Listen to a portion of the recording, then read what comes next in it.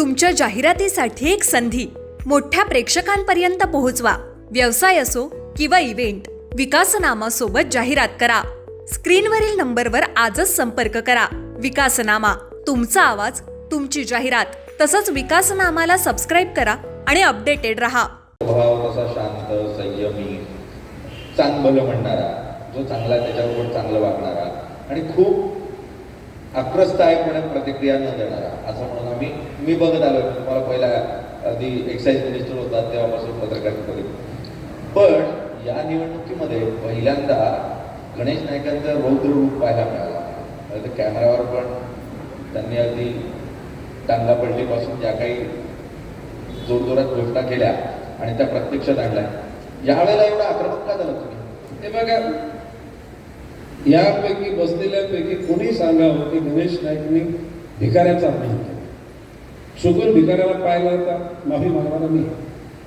लहान मुलाला जर चुकून जर आपण निग्लेक्ट केलं तर त्या लहान मुलाला जबर बोलून त्याचा गैरसमज काढण्याची माझी भूमिका आहे. माझं जीवन धर्माच्या पलीकडे, जातीच्या, भाषेच्या, वर्णाच्या, वर्गाच्या, गरिबी श्रीमंतीच्या भिंती माझ्या मनामध्ये कसल्या प्रकारचा रोग निर्माण करू शकतो.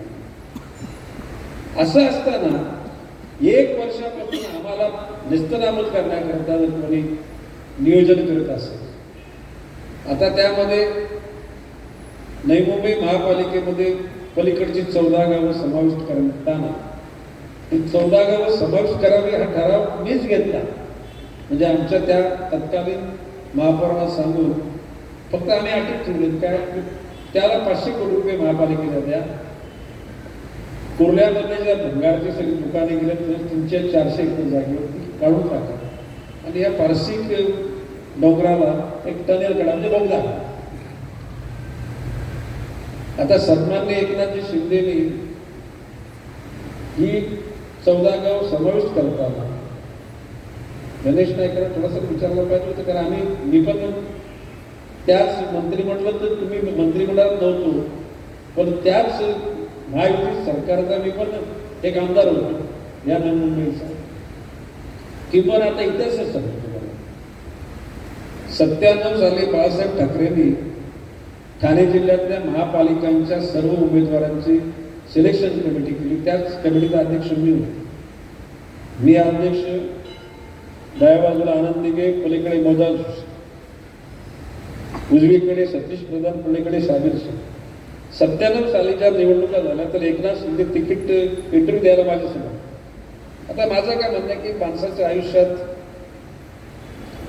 नगरसेवक, आमदार, मंत्री, नशिबात मुख्यमंत्री ठीक आहे ना, चांगलं आहे, आमचं काय म्हणणं नाही. तुझ्या नशिबात होतं, तुझ्या कट्ट केले की काय केलं आम्हाला माहिती, पण तू मुख्यमंत्री झाला. आता एकनाथ शिंदेचे पुत्र डॉक्टर श्रीकांत शिंदे यांचा कल्याण लोकसभा मतदारसंघ, त्याचे 6 विधानसभा मतदारसंघ, त्याच्यातला एक कल्याण ग्रामीण, त्याच्यातली 14 गाव ही समाविष्ट करताना नाही सर तुमचं काय मन एवढं विचारायला पाहिजे होतं ना. सन्मान्य एकनाथ शिंदेच्या अगोदर 3 वेळा या जिल्ह्याचा पालकमंत्री मी होतो. अशा परिस्थितीमध्ये तिथून न्यूज आली की 14 गाव समाविष्ट केली. I was shocked. म्हणजे ह्या माणसाला एवढं भान नाही झालं तर आपल्या मुख्यमंत्री झाला म्हणून काय झालं, एका जगाचा का तुझा तारानार झाला का? नाही, देवेंद्र फडणवीसला बोललो मी, म्हणजे त्याने जे केलं ते बरोबर नाही केलं. I was annoyed. Devendraji Fadnavis बोलले नाही सर सुटून बाबा पुढे राज्य आपलं येईल, त्याला योग्य वेळी आपण आता काय. आता त्या 3 लोक आता तिथले नगरसेवक पण आमच्याच निवडून आले कुठे. आता म्हणजे परत आमची जास्त अडचण झाली, ऐकून घ्या. आता अशा परिस्थितीमध्ये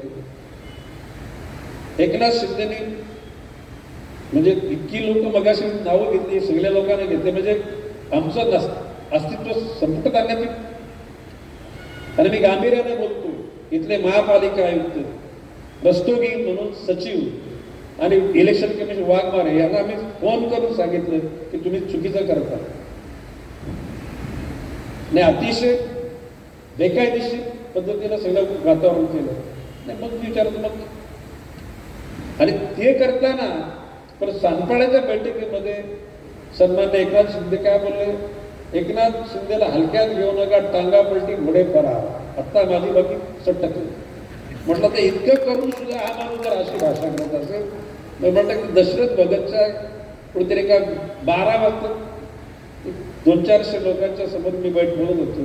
म्हटलं आता एकनाथ शिंदेला मी सांगतो की हा डायलॉग कोणासाठी मारला जातो, उद्धव ठाकरेला मारला. तर काय बोलले होते, एकनाथ शिंदेला हलक्यात घेऊ नका, टांगा पलटी घोडे फरा. मग मी काय बोललो, आता एकनाथ शिंदेला मी सांगतो की तू गणेश नाईकाला हलक्यात घेतोस, आणि ज्याला आम्हाला समजतं आमचं अस्तित्व नेस्तनाबूत करण्याकरता कोणीतरी त्या ठिकाणी संपूर्ण तयारी सुरुंग लावलेली.